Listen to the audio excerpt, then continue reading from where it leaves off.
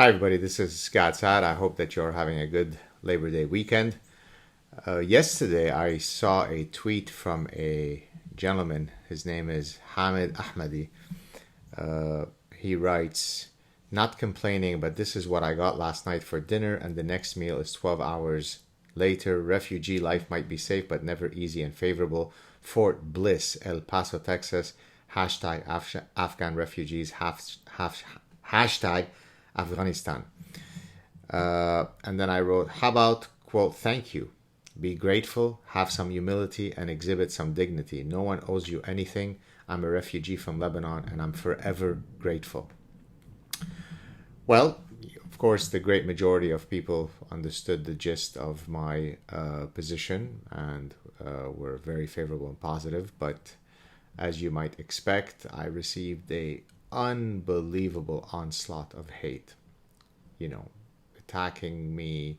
I'm a fat pig. I'm a Zionist.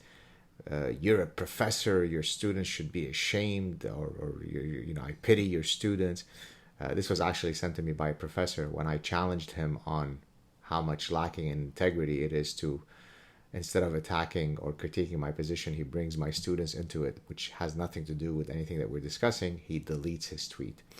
And so I was attacked for being a Zionist, a Jew, a fat person. I'm hardly that at this point. I'm almost at the right actuarial weight, which says a lot because that threshold is not an easy one to achieve. Look at that jawline. So all kinds of hateful stuff. What do you know, you Jew? What do you know about this guy's running away from, he's a war refugee. Exactly. I hear you, because when we ran away from Lebanon during the Civil War as Lebanese Jews, we weren't war refugees. We were solar panel refugees. My parents said, "We can't take it anymore. Lebanon is too sunny. There is not enough solar panel distribution. We're out of here." So we don't know anything about being a war refugee, having escaped the most brutal civil war that the world has ever seen as Jews. We don't know about war refugees. Gratitude is what elevates the human spirit, right? If you are invited to someone's house for dinner, you exhibit gratitude, right? That's what a good guest is. You exhibit gratitude if you're religious to the Almighty for giving you the life that you have. You exhibit gratitude to your friends, to your spouse, to having the children that you have. So gratitude, the mindset of gratitude, is an incredibly healthy and liberating way to live life, because again, it's easy to be mired in all sorts of negativity. So we have to stop and be grateful.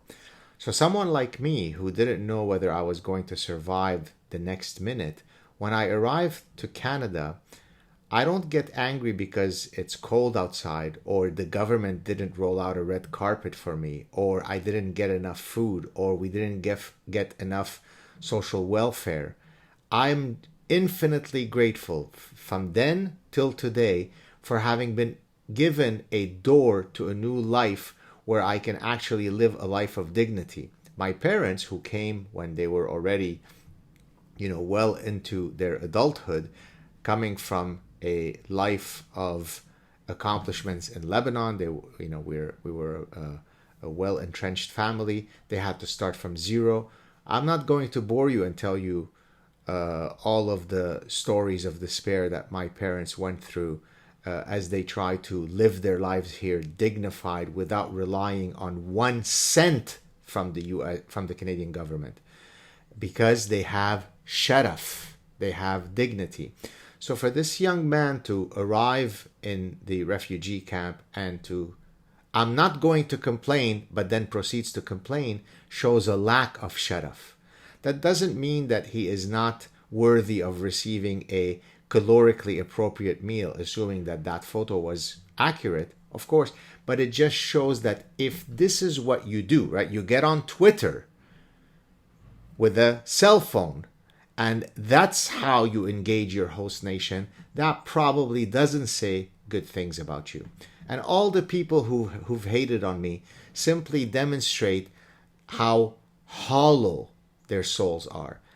I don't need to be lectured about the necessity of having an open heart to people who are fleeing disastrous situations in their homelands. I am the definition of a war refugee. But what I don't do is I don't walk around the minute that I step in and say, bruh, calories?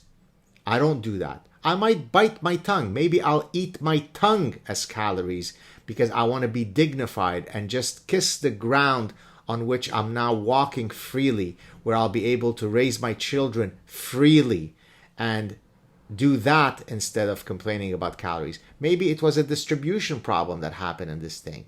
Maybe it was a logistical problem, right? So again, no one is contesting the fact that refugees should be treated nicely, but no one owes you anything. Canada did not owe me anything. Canada let me in out of the kindness of their heart. I am forever grateful to Canada. I have greater allegiance to Canada than to anywhere else. Why? Because Canada is my home. It's the Canadian values that allowed me to come here, and therefore I defend those truly liberal values, not the values that we have now in Canada, which are anything but liberal. They are illiberal. Read The Parasitic Mind if you want to know about the illiberal nature that defines our current zeitgeist. But that's what having shadaf is to have honor, to say, yeah, maybe today I'm going to go to bed hungry, but at least I'm not going to be decapitated. And to the imbeciles who say, but bruh, it's the US who did this to Afghanistan. So shut your mouth, fat Jew. Don't you think that the US owes the Afghan people? Right. Because until the US went to Afghanistan, spent trillions of dollars, 4,000 plus lives, if I have my numbers correctly, Afghanistan was the model of a peaceful civic society, right? We needed Noam Chomsky and the evil United States graduate course to teach us that until the US meddled in Afghan politics and Afghan geopolitics, Afghanistan was a beautiful place.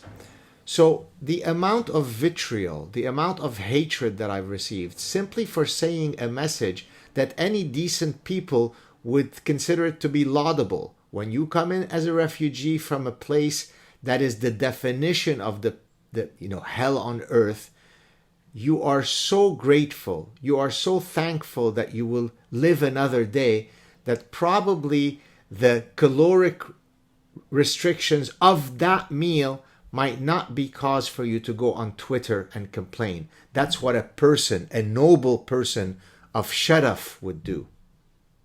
Okay? Remember, when the EMOP comes for you, don't back down. Activate your inner honey badger, activate your righteous moral indignation, and hit hard, hit mightily with all of the conviction of your principles. Take care, everybody. Cheers. And oh, by the way, the people who tag my employer, I hope that one day there will be a law that punishes you to the deepest extent allowable. Because there is nothing more execrable than to take a perfectly reasonable debate. I hold one view, you hold another, and then like men of honor, we come into the debate of ideas and we hash it out. My employer has nothing to do with this. And yet, I would never tag your employer because you are a cowardly, hateful imbecile. I rise above it. You know why? Because I have shadaf. Take care, everybody. Cheers.